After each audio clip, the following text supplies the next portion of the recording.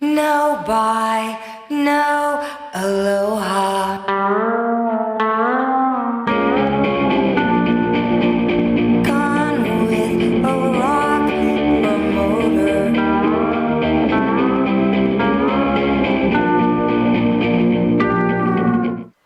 What time did you wake up this morning?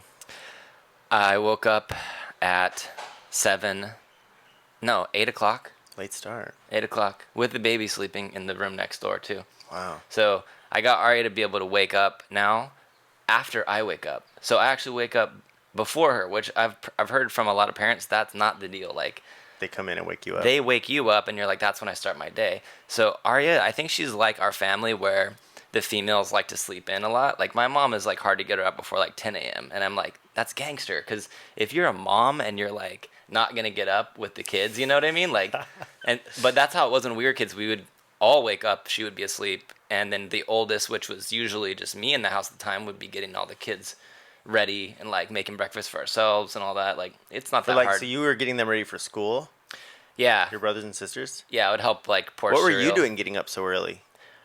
I was going to school too. When I Oh, was like living before back you were at- 18. Yeah, when I was living at home, I was still like 18 or younger. So I was responsible for like getting the kids to school in the morning, or at least like helping them get up and. Were get, you guys like, getting up for breakfast. seminary at like 5 or 6? So it switched it like when I was probably 16 or something. Like I started getting mandatory orders to go to seminary before school. Yeah. So then I had to get up way earlier.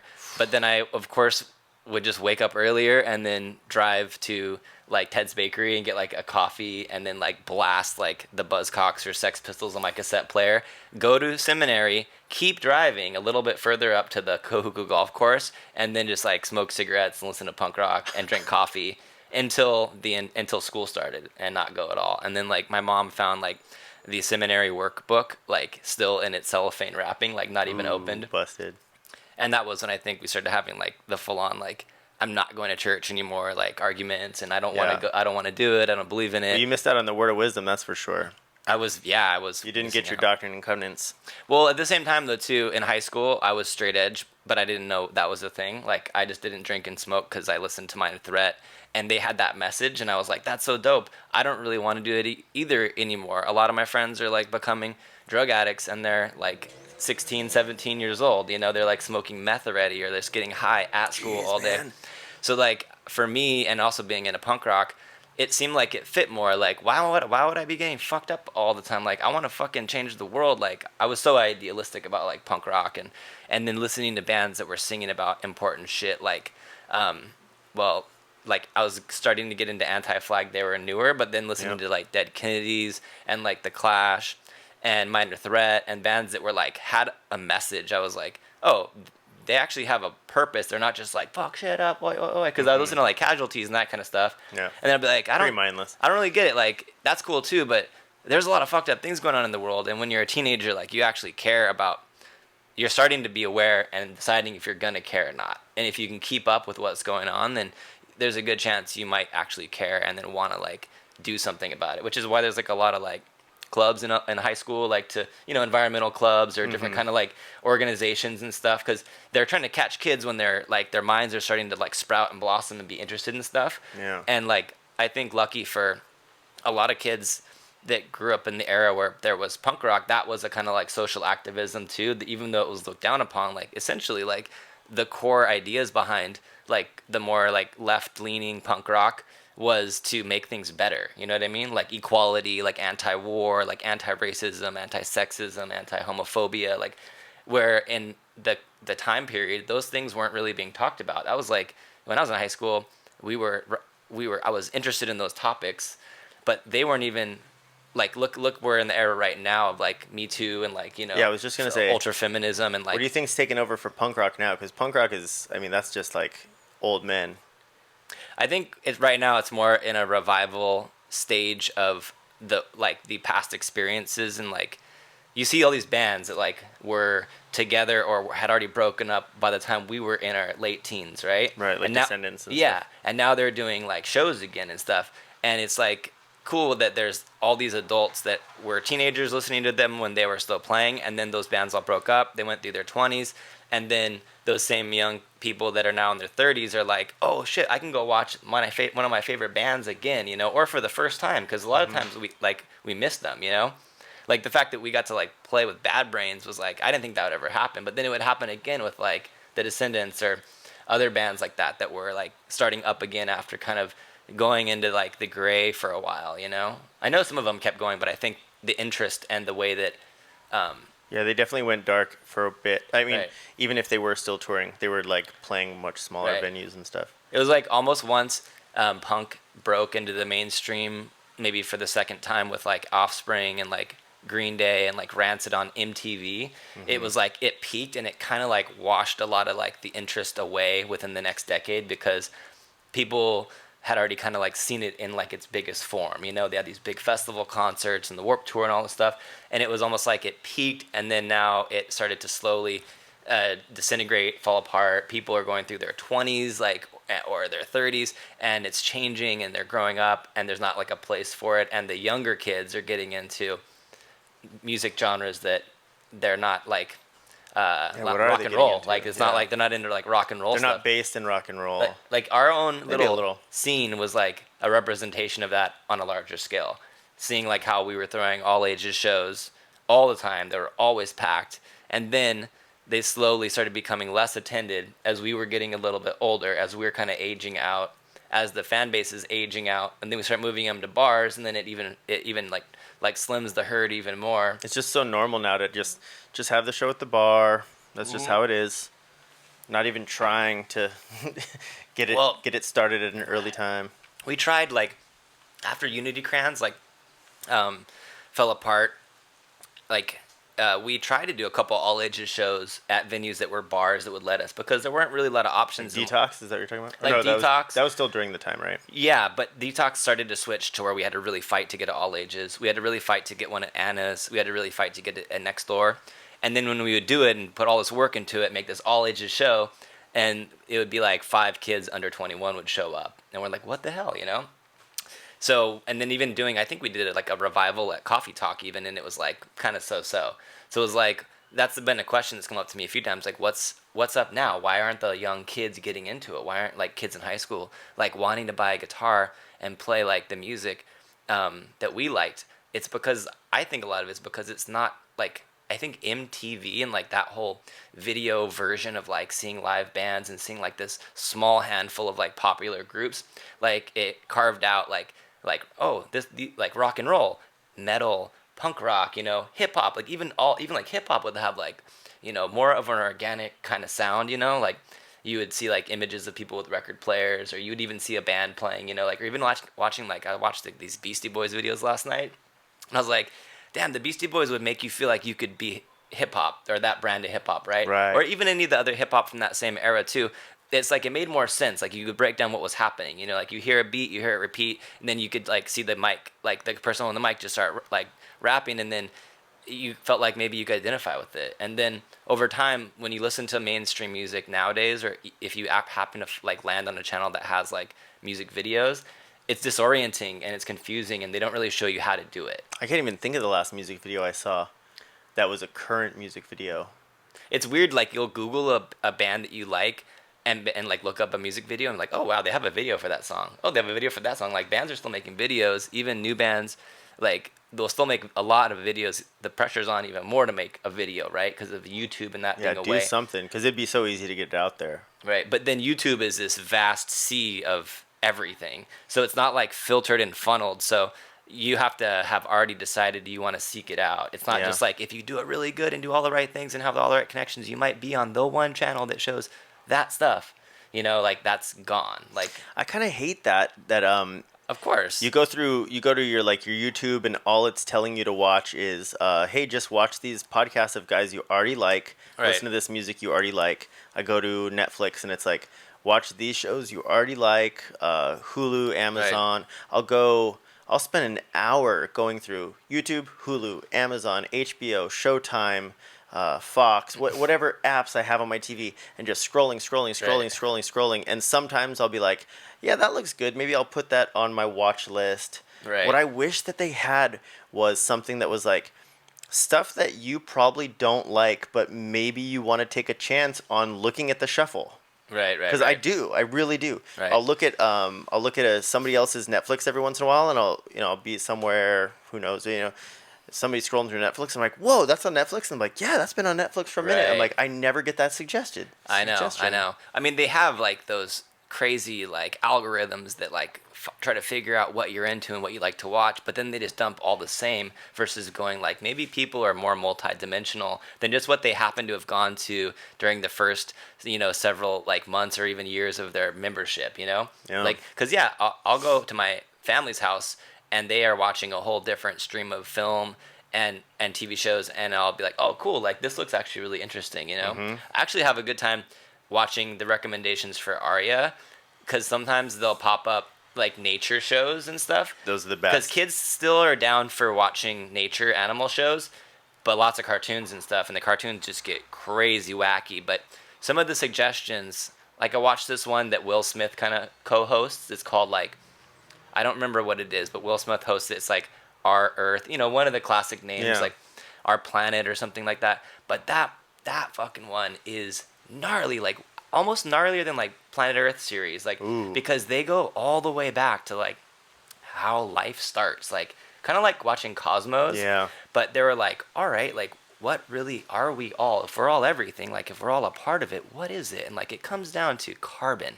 Like carbon was like the delivery, like magic stardust piece that landed on the planet, and carbon was what could activate all the elements to start the creation of like the beginning of life as we know it.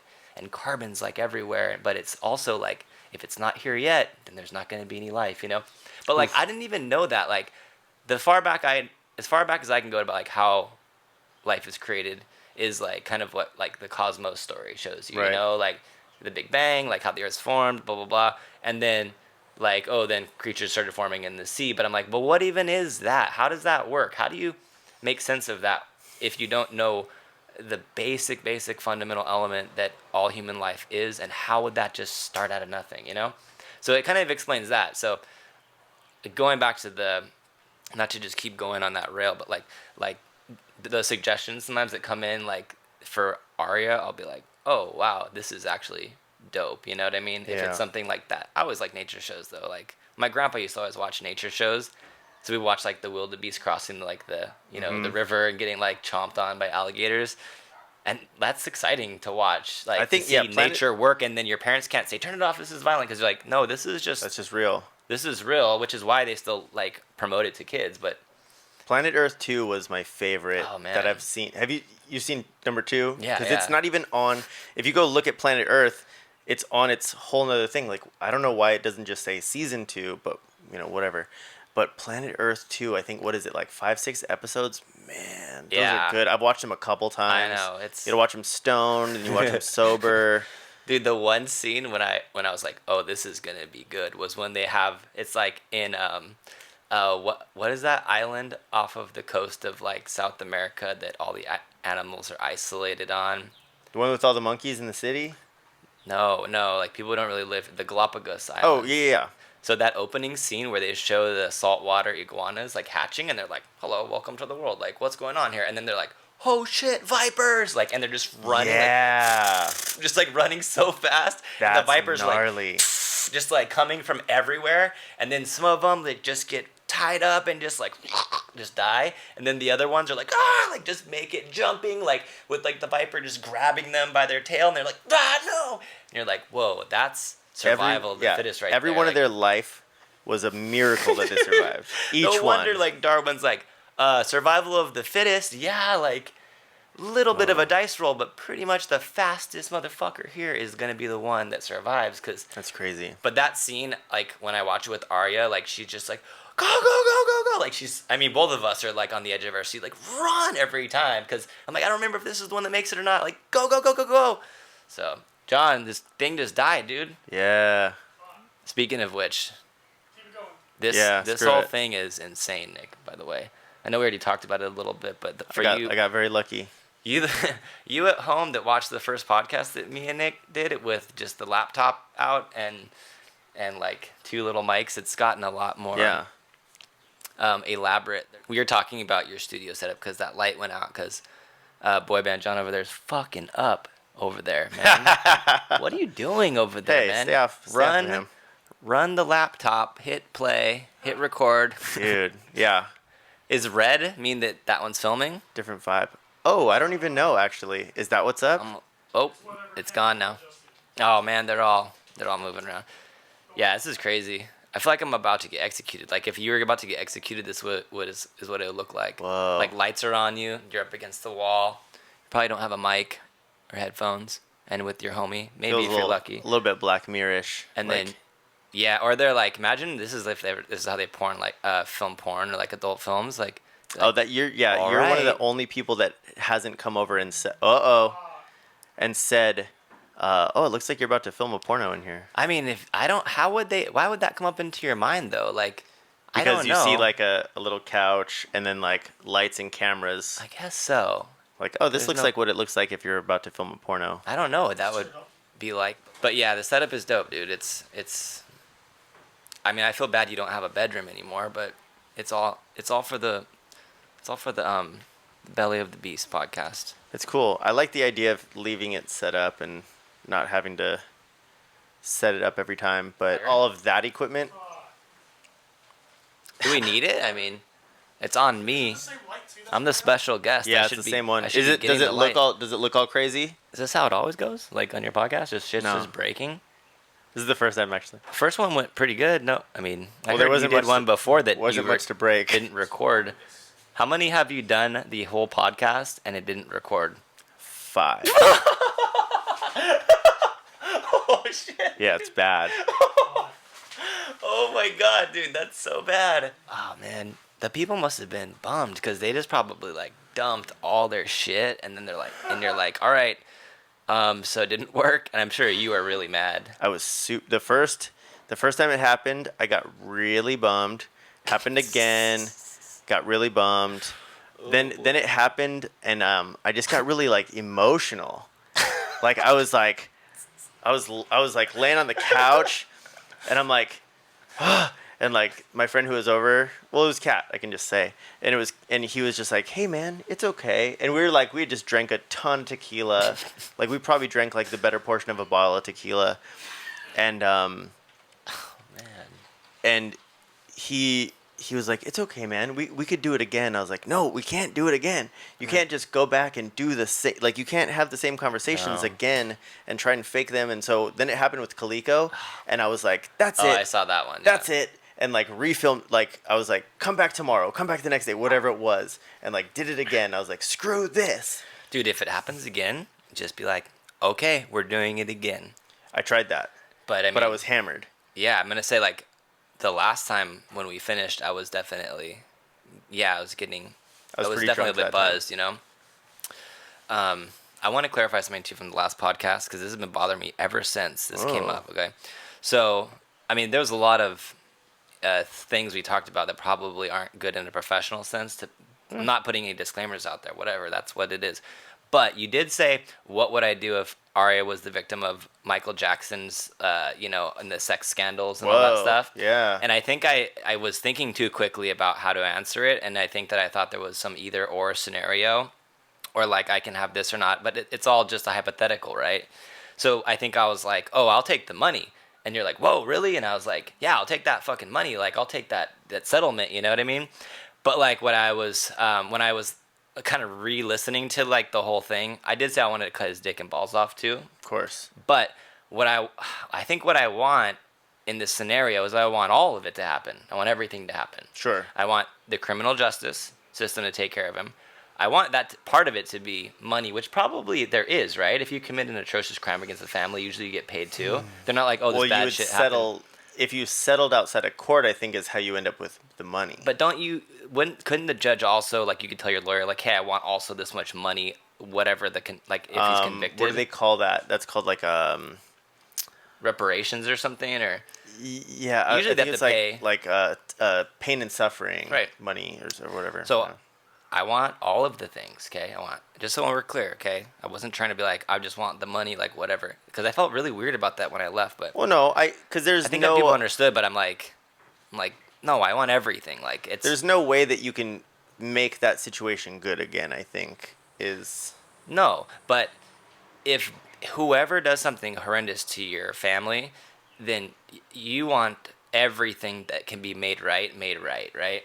So especially well as long as it's coming from that person. Like as long as you're like stripping them down and yeah, absolutely. being like, I'm taking this from you, I'm taking this from you. Yeah. I'm screwing your life up now in these ways because you ruined this Right. person's life.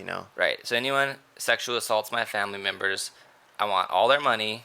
I want them in jail forever. Not the death sentence, because actually I want them just to like have a Oof. miserable life in prison, and then dick in a jar, just formaldehyde, just hidden away, but just being like, you can never sexually Like that, assault someone ever again. That episode of Black Mirror, White Rabbit. Do you see that Oh one? yeah. Oof.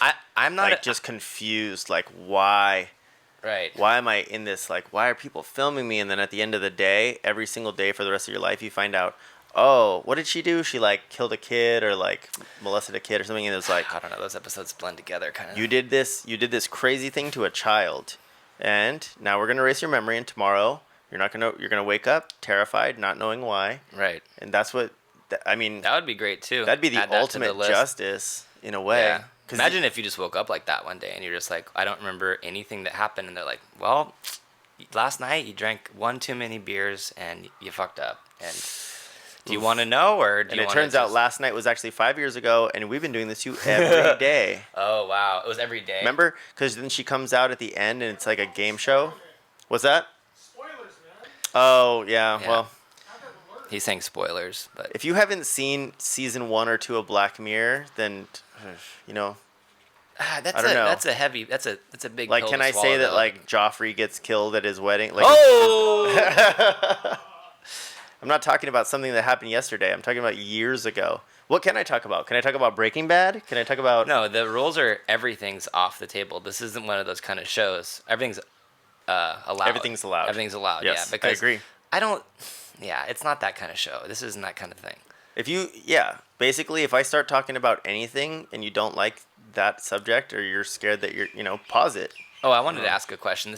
We're gonna change the subjects. Do it. Because when you told me about you getting emotional on the 5th time that your podcast failed, I was just imagining, and I wanted to ask if this still happens with you. Remember a long time ago, we were having a band practice at Exclusive Music Studio in Pearl City, and we were jamming, and you started having a bad feeling about your knee being hurt or being maybe bent backwards, and then you just were like, "Oh, my knee really hurts. I'm thinking a lot about my knee hurting a lot right now. I'm thinking about it going in backwards if it broke backwards," and then you're like, "Whoa."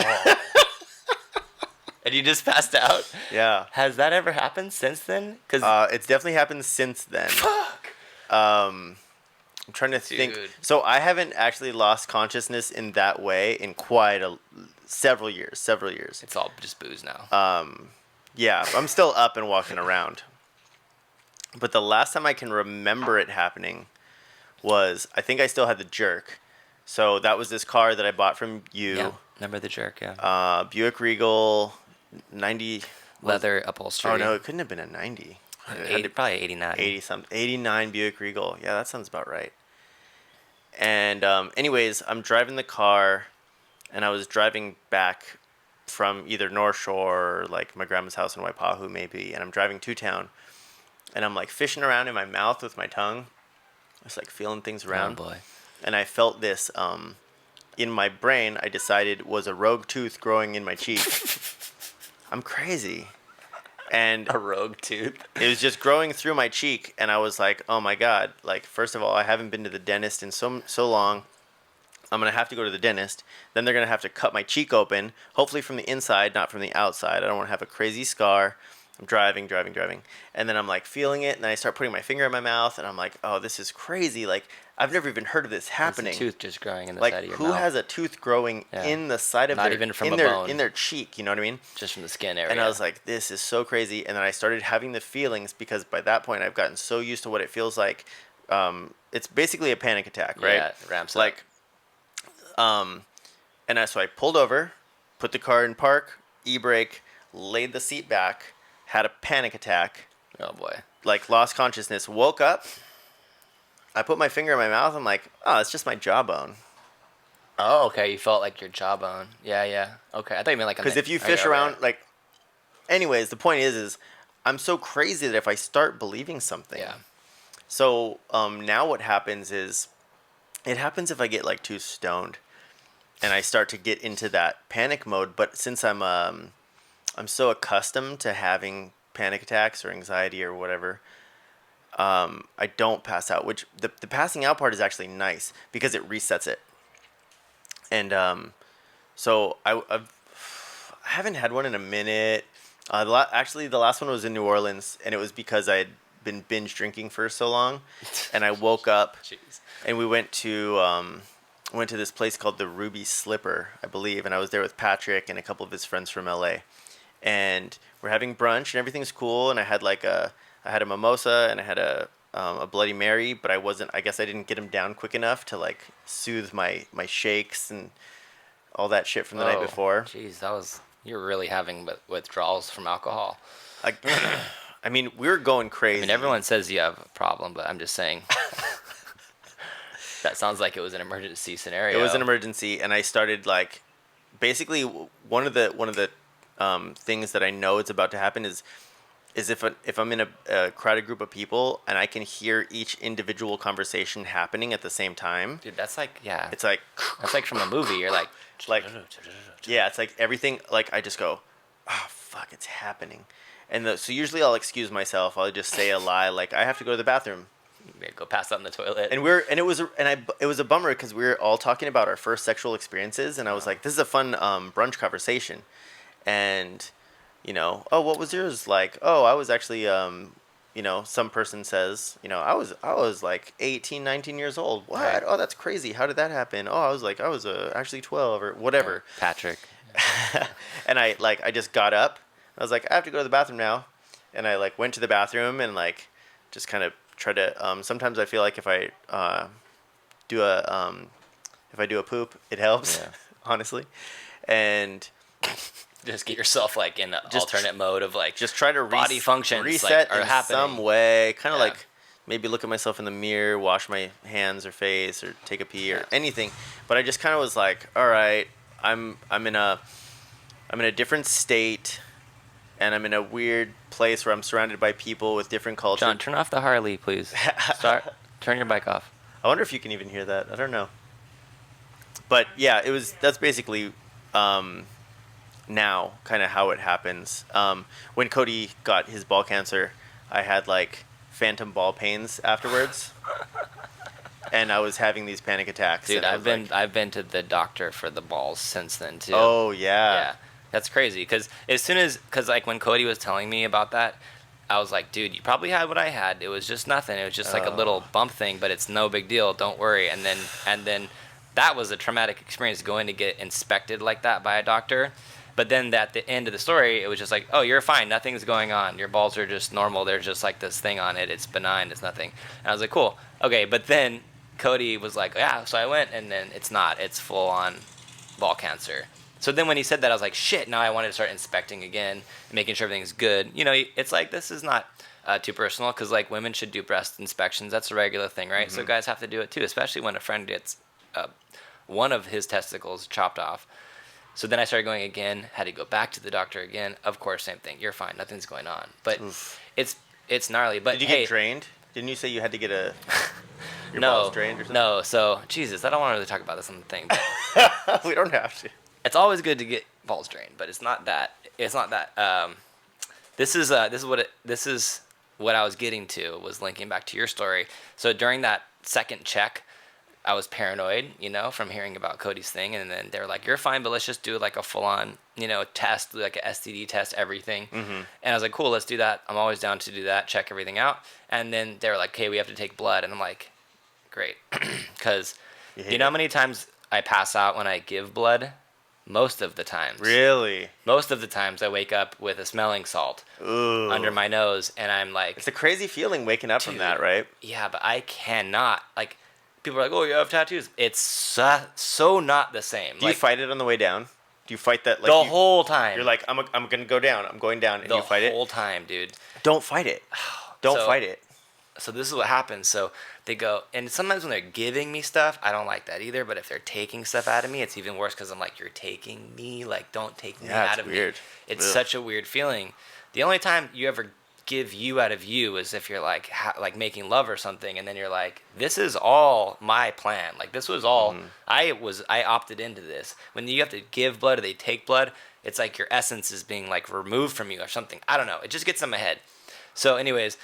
I have Arya with me, my daughter, and I'm like, okay, like, Arya, like, Daddy's gonna need you to really hold my hand here and just hang on, because I don't like to do this, shoot. and I don't want to pass out, because I know if I pass out, She'll she's freak gonna out. not have a good time, because Yeah. she's never seen me incapacitated. You know what I mean? Like, even in my worst hangover morning, if she happens to be there in the morning, like I pull it together. You know what I Yeah. mean? So, but I'm like, this one, I don't know how to get out of this one. So they start taking the blood, and sure enough, it's like all, I'm hearing Yeah. like all the little conversations out there. Yeah. I'm feeling like boom, boom, boom, boom, boom, like the little like moments of like, worst. like I can hear my heart beating, and I'm like seeing them pull it out of my arm, and it's like just pulling the blood out. And I'm like, oh, here we go. And I'm like, Arya, I'm not feeling good. Hold my hand really hard right now. And she's like, okay, Daddy, it's okay, Daddy, you're okay. I'm like, I know I'm okay, babe, I'm okay. I'll be okay. And I was like, don't fuck up. Like, don't fucking pass out here. And I had to, like, mind over matter it in a serious way. But Did you was do it? I did. I didn't Made pass it out. through. I didn't Oof. pass out. It's weird, though, that you would think that a grown adult, you would have to be in that state of mind ever. Especially driving a car thinking about a tooth growing out of your mouth. Like, and then thinking you're going to pass out. Or you're hungover and you just don't think you're going to get a drink quick enough, like, yeah, some biofeedback or something is, they tell you how to deal with those kind of anxiety situations where you like note, like count, like do your breathing, like notice breathing, pay attention to breathing. Like you can even hold your pulse and be like, okay, I'm healthy, I'm fine, I'm taking my blood pressure, or taking my blood, my heartbeat pulses, like, I'm breathing, I'm okay. So like massaging your hands, that kind of thing is helpful too. Like just like, but there's no, I think there's no fail safe really. Like if No. the mind is tricky. Well, like, unfortunately, the one thing that I found is that helps is alcohol, but it's a slippery slope. So I was actually worried about it because I've been sober this whole month. how's it going? Great. How many days has it been? I don't know. By the time this is out, 17, 18. But truthfully, right today, 11. But Wait, when did you start doing it? It's June. Right now it's probably June 20 something. right, Or I don't know. June 1st. Is it June 1st? That's when I started. No, it's not June 1st. No, that's when I started. Okay. Whatever. It doesn't matter. That's how many days. So June 1st you started. Yeah. Whatever day it is today, probably a couple of weeks or so. Yeah. Okay. It's been a few I don't weeks. know what the date is. Today's the 11th, legitimately, but I don't want to say the date because this is probably going to come out on. They don't care. Whatever. They Yeah. don't care. They don't care. Anyway, Okay. um, So almost 2 weeks. How's that feeling for you? Is that weird? it feels great. I was worried because of how much I had been drinking previous. Just because, New Orleans, and then I didn't let there be much of a gap. I just kept it going because I was like, well, I'm going to Japan. And then by the Right. time I got to Japan, I mean, you drink in the street and you just, I saw on your social media was just you drinking everywhere, nonstop, and pictures of booze in your bathtub, in your shower. yeah. I was like, I'm actually kind of glad I didn't go with you to Japan, but just because I was like, I don't know if I can actually handle that like volume of continuous drinking anymore. Like, And I mean, I drink every day, but it's like I have a few drinks after, when the sun starts to go down around this time. This is about the time I like to loosen up, have a couple of drinks. Yeah, I'd like to have a couple of drinks right now. I'd love to, but it's just like, even the smell of the gin, I'm like, Dude, I think it's great that you're doing that. Like I've done the sobriety. yeah, you did it lengths. for, how long was yours? Like, It was over 6 months. Yeah, that's what I and thought. it was through birthdays, Christmas, Thanksgiving, New Year's, Halloween, crazy. anniversaries. Like it was a crazy challenge to get through that length of time. But back up though, if I remember, you just one day you just didn't drink, and then the next day you just didn't drink, and then it was like, you didn't even have a goal necessarily, right? I didn't have an end game, but basically, well, I was in a rough marriage, and like I was always trying to kind of challenge myself to feel like and be like, what am I fucking up? And it's something I'm doing fucking up. And it came up once, and I was like about like boozing, so I was Oh, like, you fine, drink too much. Wow. fine, then I won't drink. Like if that's the problem, then I won't drink because I don't want this to all fall apart. Eventually it did, but whatever. I tried, so I was like, okay, fine, I won't booze. Right, wasn't the problem.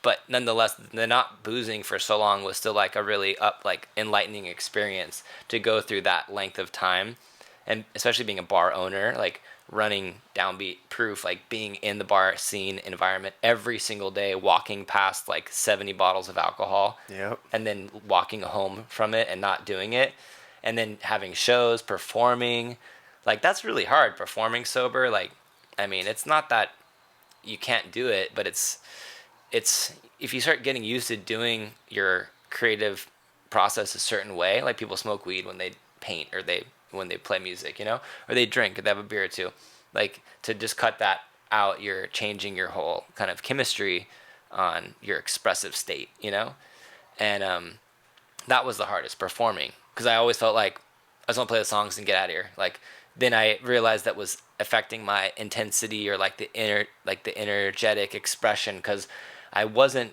so comfortable and relaxed, and I wasn't so willing to kind of like open up and just be like who I like to be when I'm on stage. Because a little bit of me, just like you, obviously, it's not just who you normally are. It's like you're kind of opening up a gate and like letting totally. out the wild man a little bit. And doing that completely sober is a little tricky. You get to be something that I almost relate it to. I was watching a Larry David interview one time, and they go, "Is that really you in Curb?" And he's like, Yeah. "It isn't. It isn't. That's the Larry David I want to be." Right.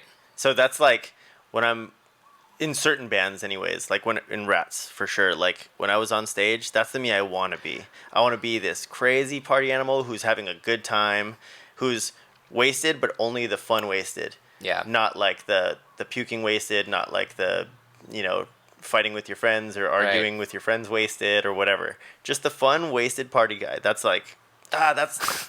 But dude, you would have no friends if that's the guy you were all the time. Not if. No, you would have friends for a couple of hours every night. Yeah. But like, you're a nice guy. Like, you're all kinds of things all the time. Like, you switch all kinds of personas because you wake up and you're with your partner. You go to work, you're that guy. You're at a show, you're doing the podcast, you're boozing and partying on vacation. There's a lot of versions of you, but no one would want just that version of you. I wouldn't be your friend if you were just Rat's party animal. I'd be like, peace out, dude. Nice to know you. Yeah, you're crazy. I like you as this version of you even the best, when you're just like, this is the hardest one to be. Well, a lot of times in the calm, chill state it is, but like, well, it's just like this is the one where you have to address all the problems. Like, okay, I don't have an easy time going to sleep. Okay, how am I going to deal with that without trying to do alcohol? Right. Well, I don't mean with the boozing. I don't mean that version of you. I mean the version of you that's just like the last time we did the podcast and we just sat and talked story and drank beers. Oh, right. I'm just saying, I don't like, not that I don't like the show version of you. Like, that's all part of this like magical kind of, amalgamation of personalities and stuff that we all kind of take on once in a while. But I like just the you version of hanging out, talking story version of you, right? So I'm saying, if you're like, oh, that's the one I'd want to be all the time. Like, if you're like, would anyone want to hang out with Larry David and that all the time? It would be fun for a while, but you'd be like, I need a break after. Yeah, like, this guy's crazy.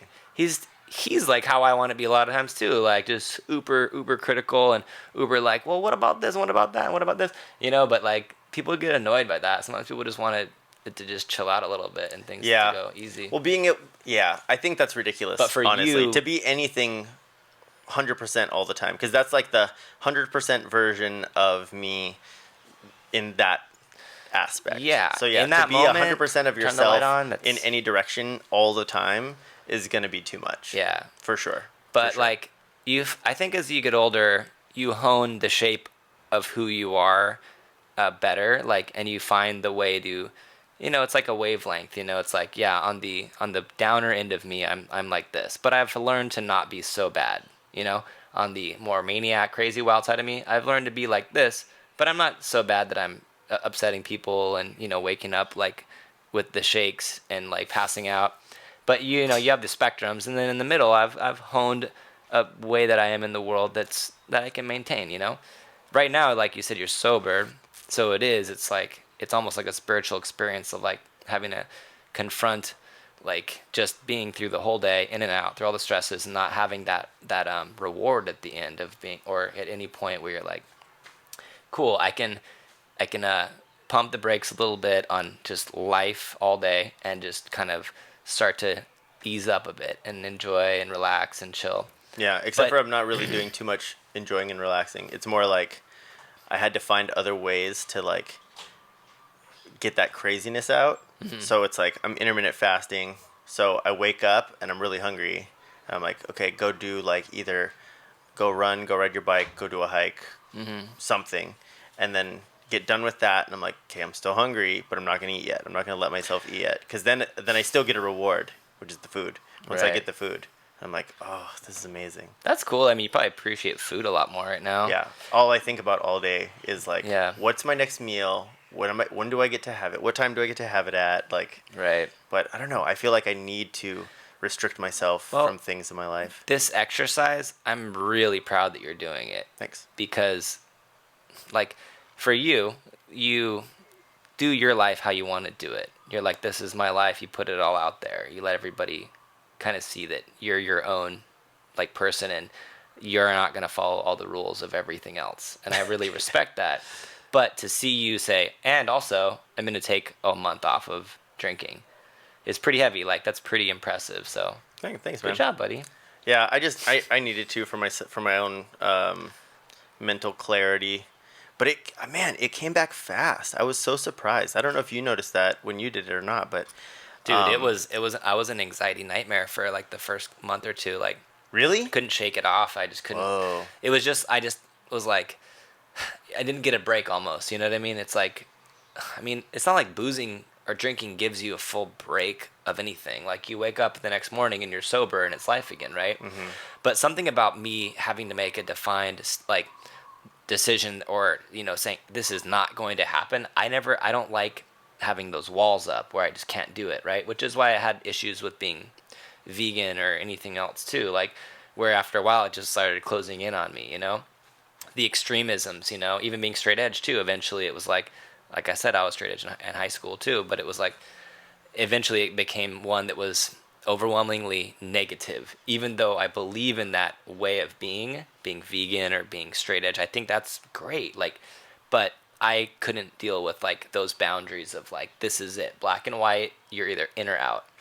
And which is why like I shifted over in my diet and also started to like be okay with like, consuming whatever again, It reminds me of this story. I was hanging out with Ryan last time, and somehow it came up where we were talking about eating, and I was like, "Are you still like vegan?" He's like, "Yeah, vegan plus fish, man, still going." And I was like, "Whoa, that's crazy!" Because we used to be vegan, and all three of us together, and I was like, "That's right, you're still going." And he's like, "Yeah, but you can't put me in a box, you know what I mean?" And I love the way he is, because he's just so like, yeah, like I'll make these rules for myself, but then if you tell me like, "Oh, sorry, you can't eat this," and he's like, "Why not?" And he's like, "Because there's like chicken in it or beef or like a piece of meat," and he's like, "Don't tell me what I can and can't do. I'll do whatever I want." And like, "Oh, but you're vegan." And he's like, "I don't give a fuck." And he said he was like at this party, and he's like, "I do whatever I want." And he like took a piece of meat and just ate the meat, and he's like, "See?" Right. So that's awesome. I think that's even more awesome. No, it is. I took a lot of my cues from my diet and everything from him too. Like when we were younger, because he was the only smart friend we had, So it was like, oh shit, listen to what Ryan says, because he's the only one. But then he's just so crazy that he'll just be like, well, it's hard to keep track of what's whatever. Like. That's fine though. That's actually a good rule too. To be like, oh yeah, this is what I'm down for, but also there's no fucking rules. So it's But if you're at home, there's no reason to be like, don't fucking tell me what to do, because you're on your own. I'm the complete other way. Like I'll be like, okay, I'm going down this path, and I'm like, I'm only eating, fruit, or not even fruits. I'm only eating vegetables and meat, and I'm eating only 8 hours a day, and I'm not drinking any alcohol. I'm not eating any refined sugar. I'm not eating any processed foods at all, right? Right. So that's what I'm doing right now. And I'm just like, I'll chug along on this path for a while, and I'll be like, and I'm like getting a workout in every single day, blah, blah, blah, blah, blah. And then one day, well, I'll be like, I'll do a cheat. And whatever the cheat is, like maybe I won't work out, maybe I don't know, eat a dessert, maybe I'll drink something. Right. And then, but that just like in my brain is like, well, if you did that one cheat, and then flash forward 6 months later, and it's like I'm just full on like eating burgers and fries and drinking and just Right. You know, it's just like I'm like boom, boom, boom. Like Yeah. I have to put these hardcore restrictions on myself, because if I'm like, okay, here's the rule: you can drink a little bit and you can eat a little bit of unhealthy food once in a while, but not too often. That's not rigid enough for me. I need stuff that I think that's why my personality is always just so like bam, bam, bam. Right. Right. Yeah. I mean, you can take it easy. You don't have to be so I don't know if I can. gnarly about it. I don't know if I can. You will. It will happen in time. At some point, you'll be like, "This is inconvenient to be like this," and I just gotta find the medium. You know what I mean? Just the middle ground.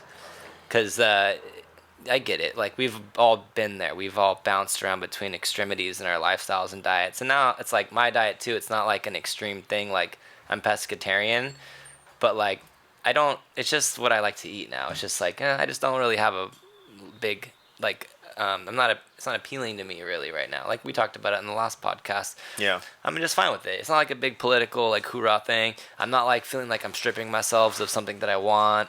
It's the same thing with anything, with drugs and alcohol or any lifestyle behaviors. It's just like I've found my kind of middle ground now, and I don't feel the extremeness to go one way or the other real hardcore, you know?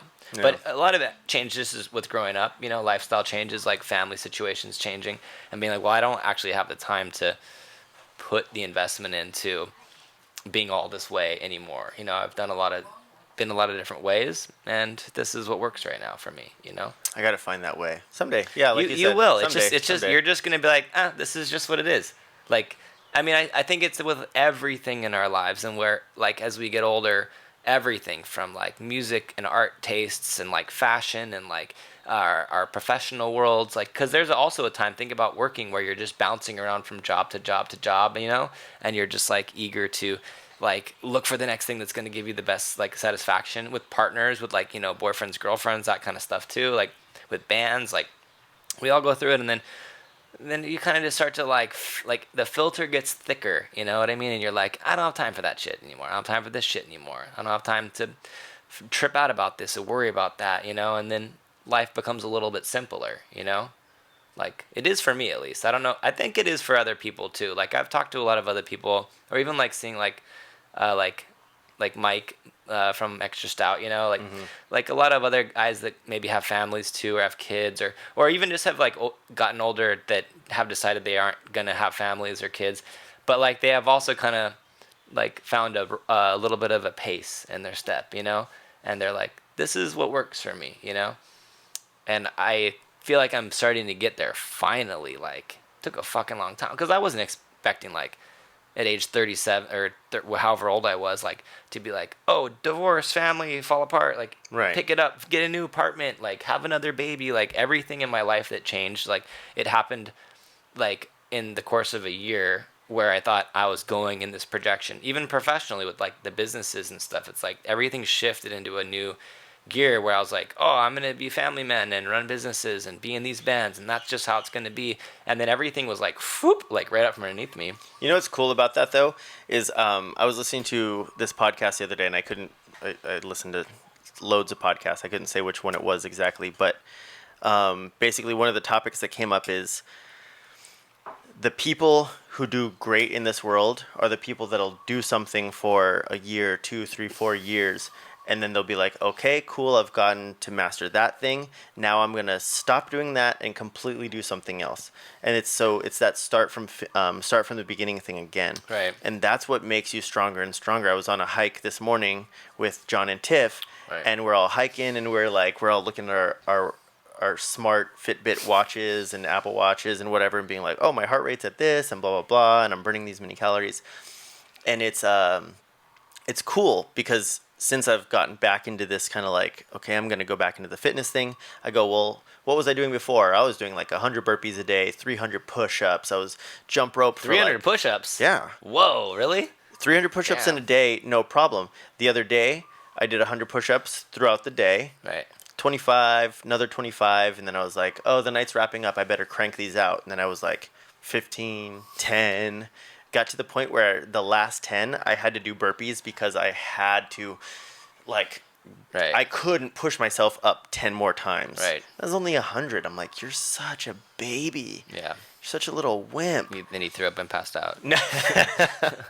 And then I woke up the next day, and for 2 days I was just aching. But I liked it. I was like, yeah, because I did something. But the cool thing is that when you start from zero again, you don't have to go back to what your last routine was. You just have to do what's going to kill you right now. And if 100 push-ups kills me, but I used to do 300 and it didn't even kill me, probably this 100 is better off. Right. I'm better off just doing this 100, being a little bit more heavy and struggling more.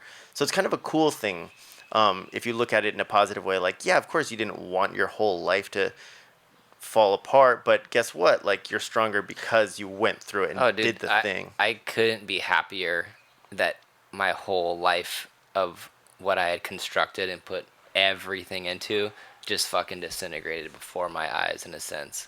Is beautiful. Like, oh yeah. And I don't want to harbor any negative feelings towards any of the things that changed, because I'm grateful, like, for all of it. Like, having a chance to kind of like restart your life in any level, like for anything, like, is, a lot of people don't get that. Well, it's and terrifying. They get involved in one thing in their life, and if it becomes something that's not positive for them anymore, sometimes they continue and pursue it endlessly to the end of their days. And you know what I mean?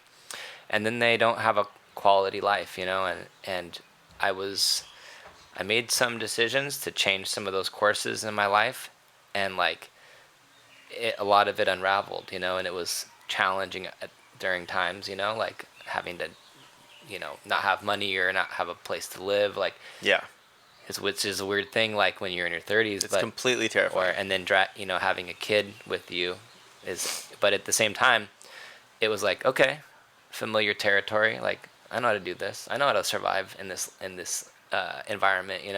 I got family support. That's huge. I'm gonna be okay. I'm gonna get through. And I did. And as things started to kind of come back up, it was like I was very particular in what I let come in. Like, I was very careful on what I allowed to occur. Some things I didn't have control over. Ended up having another child along the way with a person I wasn't expecting to. But that turned out to be really positive, really good, Like, yeah, it seems like it. The dice roll of like, oh goodness, this is not the good timing. This could be really negative. It actually worked out better than I would have ever imagined, And but also it was because leading up to that, I was still being thoughtful about my choices, and anybody I was associating with, anyone I was being around, I wasn't, trying to hang out with any riffraff and just go down some dark road. I wasn't like, fuck it, like, you know what I mean? Like, didn't like let the nihilism creep in. Yeah, because that could have been easy. Right. I was opposed to that. I was saying, let's let the light in. Just like go where the light is. Just follow the light. And that's where it led me. And then it ended up leading me to like a whole new scenario with like a really positive new situation with my work, with my partner, with the family. Like, I just feel like 100 times better than I did like 2 years ago. But major change, major shift, you know what I mean? Like, major, like, okay, start everything, stop everything, let everything fall apart, drop, and then rebuild. And so you've been one that I've always looked at over the years. Like, what? It's almost going to be 20 years we've known each other. Yeah. Almost. And it's like, I always look at you and I'm like, if I'm having a rough time, like, man, sometimes, like, Josh will be like down in the mud too, but you're always like positive. Yeah. Maybe not always and not 100%, but for the most part. Yeah. Where the worst is I'm deadpan, like, it's fucked up right now. Woo, But still, you'll be like, everything's fucked up right now. But I have these two friends, and they hate each other, and they're gonna have a fight, and I'm gonna go right in the middle of it and be like, all right, guys, let's work this out, and I'm gonna mediate this situation. Like, you always find a way to do that sort of shit where, like, if I'm in the dumps, It's Yeah. garbage, man. It's garbage. Like, I'll just go full into the darkness and just be like, everything's terrible. Like, Right. and you've heard me spout off like just these Yeah. gnarly, like, nope, nothing matters Oh in the yeah. world. I know. I feel like we had to pull you out of that for a while, like more than once. But like, I always have faith that you will. Like, you're a smart person. Like, you're not a complete dum dum. Like, you will get there, but you have to. You, on the other hand, you get a little bit more cranky first. You For know, sure. like you get to that. Fuck it. Why does it even fucking matter? But And I'm so I much get it. happier when I'm being positive. I'm just like right now, I'm like, man, my head's clear. I'm hanging out with you. I'm hanging out with like, KK is amazing. She's super positive. I hang out with John and Tiff all the time. Like they're just like it's a nice life. Dude, it's you so know? weird when you get older and you're able to cut out all that other shit, and you're like, oh, wait, so that's not normal to have drama and bullshit all the time? Like, I didn't realize how long, too, we all kind of would keep so much of it close to us, you know? Like, we would keep friends or relationship couples and people or bandmates or whomever that would just drag their negative shit in all the time, to where you're just like, I guess this is just life. It's just kind of icky, and there's always just something on my fucking shoulder. And then as things kind of change, like you're saying, like you surround yourself with like good people you want to be around, then you're just like, wow, like this is actually pretty good. Like, It's easy. It's like not, it doesn't have to be that hard. Yeah. That's been a big like kind of awakening too, where I'm like, with a job and career change and a change in my family situation, it's like, wow, it just can be super nice, and it can be good. It can feel like positive, and like that's how the day can be. It doesn't have to be like there's this big crazy negative thing that I have to. I do want to say, like, I don't want to come across like, oh, I've figured everything out or anything like course that. not. Like, definitely not by any means. But when I'm in the right mindset, and I do hear stuff that would have drug me down before, I just like, people are throwing mud at me, and I'm just like, see, that doesn't affect me. Like, I'm just not gonna let it. But the funny thing is that energy has to go somewhere, and I watch it just bounce right back to the person that was throwing it, and like it just like almost, I can see it eating people that are like, I'm trying to drag you down. I'm like, well, I'm not gonna let that happen. And then it's just boom. Right. It's like, and because I see myself in there so much. Yeah. Where I'm like, that was me, and it Right, and right. it that is still me. Like, that's still inside me. I could flip at any moment. You know what I Right. mean? But man, when I'm riding the positive vibes, it's just it's so Dude. much easier and better of a life. It's just laughing when you're getting roasted. It's just like, Yeah. if you just laugh at it, like that's the secret. If you just laugh at when the shit crumbles in your life, and you just go, all right, fuck it, all right, here we go. Yeah. But you don't let it just turn you up and flip you upside down. Like, yeah, it drives those who are like the haters of those who are trying to bring you down. It drives them crazy. And then for you just don't have to be affected by it. You just laugh at it and go, all right, I'm gonna laugh too. Like, I'm gonna take whatever you're saying. If it's true, then I'll be like, okay, cool. Like, that I can work on. That I can be better with. But the things you can't control, But if you can't control, fuck 'em. Fuck it. Like, that's just your shit. And then if they're just throwing hate, then you just can be like, oh, is this with intent of harming me, because that person probably has a really shitty attitude, really shitty experience in their life right now. And if that's the case, then go, this is just you, dude. But unfortunately, I don't even think it's that. I think a lot of times it's not even to the fault of the person doing it. That's just the program that they're running with at the time. And they're like, this is like, I'm dealing with this, and I'm gonna gossip to you a little bit and throw some of that on you. And I'm like, I don't want to hear about any of Right. that. I don't want to deal with that at all. I know what you're talking about. Yeah, friends still come and vent stuff to me, and it's like, it only takes like 2 or 3 thoughts before most of the time I'm like, this is all you have to do. Like, it's not that hard. Mm-hmm.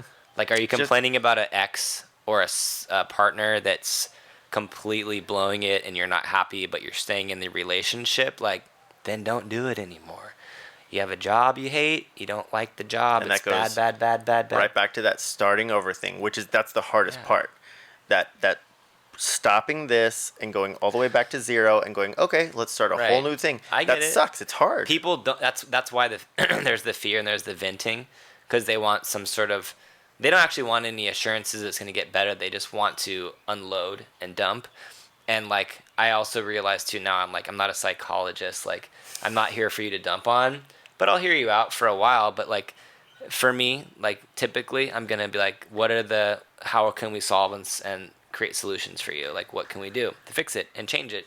Because if you just want to do this all the time, no fun for me. Sorry. Yeah. Turns out that the problem now that I have is that I'm having to find who those people are in my life and be like, all right, Yeah. you're gonna be over here now, and then you're coming right over here now. Like, yeah, which is a beautiful thing. And you know what? Everyone will figure those things out in time on their own. Because as much as you want to be supportive for your friends and those that are going through stuff, like as you should be, you have to set your own limits too. Like you have to be like, hey, I understand you're going through this and this and this.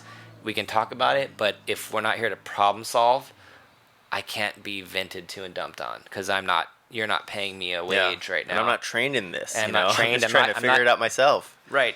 Like just to listen and be like, okay, I hear you. You know who you have that room for is just your one significant other partner. Where you go, tell me what's up. That sucks. That's lame. I'm really sorry to hear that. Yeah. Hey, tomorrow's going to be better. That's who you reserve that for. Not your 15 other friends who got shit going on that you're like, dude, I'm not your boyfriend. Like, because even then I want to be like, okay, wait, what's happening? Yeah. Okay. Hold on. Tell me about it. Okay, let's figure it out. Right. That's not what they're looking for, man. No, guys and girls alike. Everyone's like, oh, girls always just want to vent and dump. No. Guys do tremendously too, and they do it with their guy friends, and they want to dump, and they just want to be heard, and that's fine. So you got to make a decision, like if you're here to be that for them, or you're gonna be like, hey, let me know when you're ready to like shift gears and like get utilitarian and start like reorganizing your life. Like I'll help you along the way. Place to crash, connection for work, like new people to meet, new activities to do. Like let's figure out how to get out of this thing that's not going well for you. But everything else is like, oh, I'll be here as long as I can, but I might have to check out eventually. Yeah. But, friends are like that for each other at times. It's just, you just have to put limitations, I think, on what you're willing to, like how long you'll lend your ear, Yeah.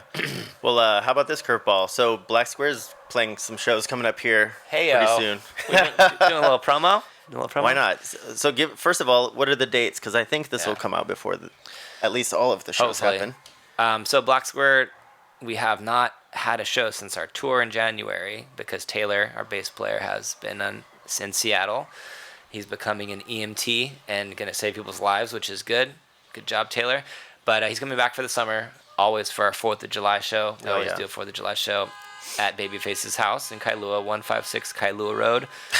Open invitation to the whole island. It really is an open invitation. It always works out really well. Turn off the car horn, please.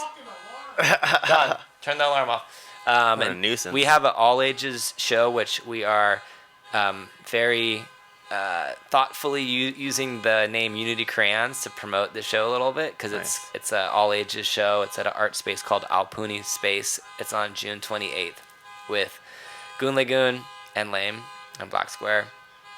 Then June 30th, we play at the Mokalia Polo Fields, 5 o'clock. After the polo field match or the polo game ends, we're going to play.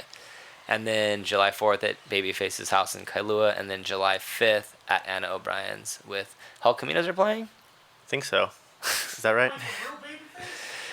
The Babyface is the name of the saxophone player from Black Square. Yeah, no. Not the 90s R&B It's crazy sensation. that people still think that our band would somehow have any connection with Babyface, the R&B singer. Yeah.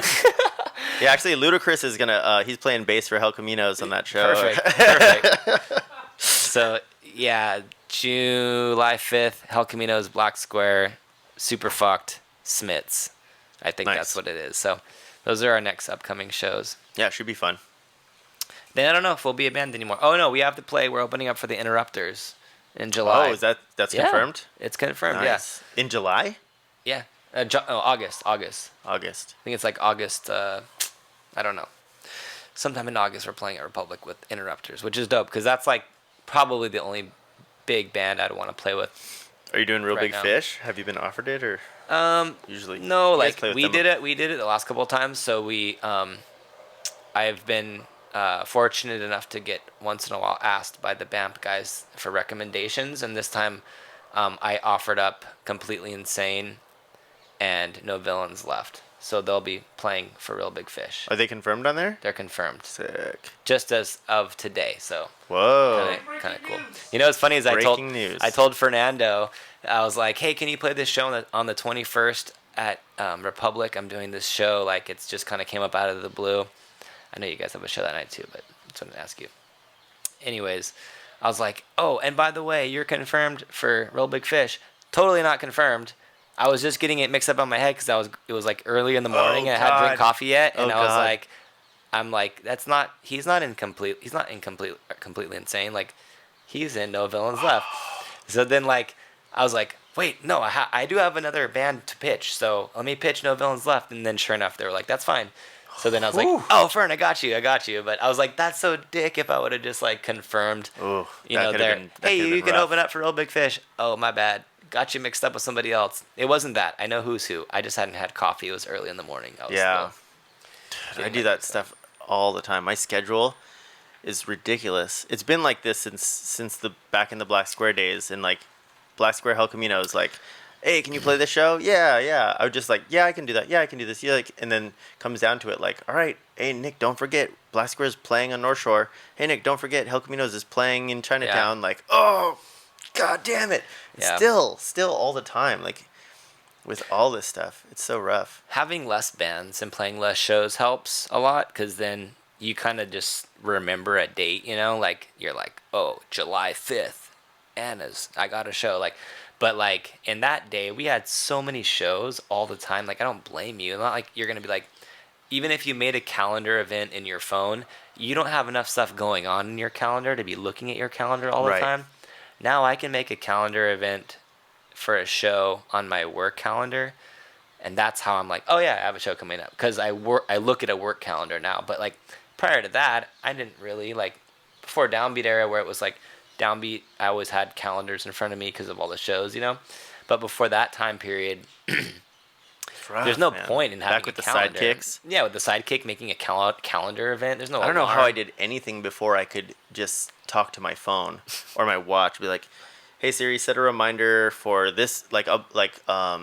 Tomorrow I'm going to dinner with my grandma, and oh yeah, by the way, my cousin and my uncle, I gotta go pick them up and grab a bed that they want to drop off to my grandma, and then we're all gonna go to dinner. So I'm like, hey Siri, set a reminder, grab that bed and grab your uncle at this time, and remind me on Wednesday at 2 because dinner's at 7. Right. That way 2 o'clock rolls up and I'm like, that's right, that's what I'm doing tonight. So Siri just tells you what's up. I love that function. Man, it saves my life. I set a lot of timers at home, which helps with being a parent, because I'll just be like, all right, Arya, how many more minutes until it's time to brush teeth? And she's like, 5 more minutes. I'm like, okay, Echo, set a timer for 5 minutes. And then we'll brush teeth, and then she'd be like, I want to watch cartoons for 5 more minutes. I'm like, all right, Echo, set another timer for 5 minutes. And then we will, and then I'm like, okay, it's going to be time for bed, 5 minutes. Echo, set a timer for 5 minutes. Like, and she's like, ding dong, making her alarm, and she's like, 5 minutes is up. And I'm like, she said it. It's not even me. Yeah. Like, she said it. Because you always tell kids 5 minutes. I remember being told 5 minutes. Dude, but you don't know what 5 minutes is until... No idea. Until Siri or Echo or Alexa tells you what 5 minutes are. Then she doesn't fight me. She's like, okay, I guess that's what it was, you know? That snooze alarm, I think my snooze alarm is like 9 minutes. And it's every morning that 9 minutes is wildly different. Dude, it's a wildly different 9 minute snooze. I still don't know how to use snooze properly, how long snooze means, or in Dream World, how long snooze is. Because you're right, I will have a whole nother... week sometimes. I'll have a whole nother life of dreams in the time of a snooze. Also, like what is snooze? 5 minutes? 9. 9? Well, Apple snooze is 9 minutes. That's what I don't get. Why? 9's such a weird one. Like, get it together. Make a regular time amount for snoozing, and I don't know if that's the right amount. I don't know. It's a funky one. I know, you ever meet people that set their alarm clocks for like, what time do you wake up in the morning? They're like 9:57 or like 7:58. I have. Are you a weirdo like that? So many alarms, dude. It's crazy in the morning because I have to get up for work on certain days, but on a couple days I go in later. 8:10, 8:20, 8:30. Yeah, Look, you're a snoozer, but you're a 10-minute snoozer. Yeah. You set your own snoozes. I set them up so it's You're a like control freak, Josh. 7:18, 7:25, 7:39, 7:45, 8 o'clock, 8:10, 8:20, 8:30, 8:30 again for some reason, 8:45, 9, 9:25, 10. Do you set these every day? Or these are different No, days, you can different see things? there's only 4 active right Those now. are the ones that are on every day. Yeah. So this the 8, 10, 8:20, 8:30, that's just in the days where I have to wake up to that my day's off. So my Oh, you get up at 8:30 on your day off? That's pretty Yeah. good. 8:20, yeah. On the weekdays, I only have one at 7:25 a.m. And you gotta there's no snoozing that guy. I used to be at 7:30. So I give it a 7:25 alarm, and then if I really need it, I'll hit snooze and I'll get up a little after 7:30. But what I've learned is that getting yourself and a child ready to get to work, and drive to work and feed food to the kid, I have to do it in less than an hour. So like just because I want to get to sleep and I don't want to waste any time, so 1 hour is all I allow myself. From 7:25, I have to be at work at 8:30. So about 7:30 Not to even 8:30. an hour at the house, but No, it's an hour including driving time. you turn on the TV in the morning? Including dropping Arya off at preschool, checking her in, and then getting to work. No, you don't have any TV time in the morning then. No, we do. You do? We do have TV time in What, the morning. like 15 minutes? Basically, I wake up right away. I get up, Arya, hey, baby girl, it's morning time. Come on. Did you have any dreams? No, Dad. Did you have any nightmares? No, Dad. Did you have a good sleep? Mm-hmm. Okay. Do you want to watch cartoons and eat Cheerios? And then she's like, uh-huh. Like, okay, let's go. Sit her in front of the TV, put some cartoons on, get some Cheerios, take a shower, get my shit together, fucking wash my face, brush my So teeth, she shower, gets a wash. morning wind She's up. chilling. Yeah, I do all her stuff at night. So I'm just like smashing toothpaste and like deodorant and just like getting it together, button up my shirt, combing my hair. And then I'm like, hey, baby, do you want to put on a little bit of play clothes for school? And she's like, okay, Dad. And then I get her play clothes on. I'm like, you do it. You put your socks on. You're a big girl. And then she puts her socks on. She gets it together. And I'm like, ready to go and walk to the car. And she's like, okay, Dad, I want to walk. I'm like, I'm going to pick you up because you're real slow. We gotta move. You're going so slow. Like, so I just like pick her up and like just jam to the car, get her in the car seat, get to her preschool, check her in, get out, go walk over to work. Luckily, her school's near my work. Get to work, and I'm there at 8:30. So I get it done in an hour, 1 hour time. What's your coffee situation like? These days, cold brew. Yeah. Dude, me too. I'm going to give you a couple cold brew bags. Do you use cold brew bags? Yeah. But you already do. I do it at work because I have a coffee bar I oversee. Okay. So you get coffee at work. But yeah, it's coffee that, I oversee the production of. Cold brew, man. But cold brew is what's up. I use Brazil. It's a straight Brazil. It's dope. And it's a 24-hour cold brew cycle. Yeah. And I drink it with no ice. I don't dilute it. And I put it in a coffee mug. And I drink it like hot coffee, but it's cold coffee. Nice. Dude, I'm on the cold brew myself, man. Cold brews, what's up, man? I'll do like a maybe I don't know what it is. I don't know what the measurement on this thing is, but I figure out the right amount of coffee that works perfectly for this one.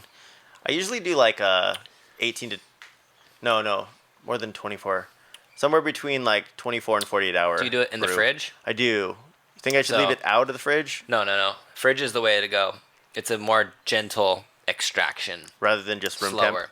Room temp, you're almost brewing it because we're in Hawaii. Right. It's hot. It's like almost 90 degrees sometimes. Could be, yeah. So At you want to go 75, 80. gentle. Just put it in the fridge. And then, 18 to 24. 24 if you like it a little bit stronger. You can always cut it too, depending on what your proportion is. But we make it in bulk. So it's like a 5-pound bag of roasted coffee ground to coarse grind into about 2.5 gallons of water. So That's a lot of coffee per. But we cut it 50-50 afterwards. Oh, with water? Yeah. So And that then you put it over concentration ice. is so strong. Yeah. It's overwhelming. So when we brew it, we distill it or whatever, brew it in the container. Once we move the coffee out, then we can add 50% of water back to it, and then it's a nice. You'd be a wild man if you drank that stuff. You'd have to drink it on the toilet. Dude, for the first 9 months we were serving that, and I had some coworkers were like, hey man, that stuff's kind of strong, like it's kind of intense. And I'm like, yeah, that's what's up. I want it to be like rocket fuel, like insanity. They're like, no, but it's like my stomach's hurting. I'm like, I feel like real jacked up when I get home. I can't go to sleep. I'm like, okay, let me revisit, you know? And then I kind of like tasted it. I was like, you start tasting that tang on the side of your tongue. Yeah. That tanginess, that bitter kind of sour taste, that kind of battery, like when you test like a 9 volt. That's when you're over brewing or you need to dilute it a little bit. So started cutting it down a little bit, and now it's like super strong still, but doesn't have that, that tanginess. What's the roast on a Brazil? Got it. Okay. I think for cold brew, just a classic dark roast, not like an espresso or like a Panama, nothing heavy, like overly oily, because those oils get in that coffee a lot, right? So if it's too oily, it's like overly intense. But a dark roast, or they call it like a full city roast. Yeah. Over mid. Yeah, but you can do. I mean, this is the thing. Like even with espresso, you can grind espresso from a light roast coffee and have a delicious, crazy espresso. Yeah, You I can love make the light roast. you can make cold brew out of a light roast. There's no rule. This is just how I do it. Like, I think it's all sides are amazing.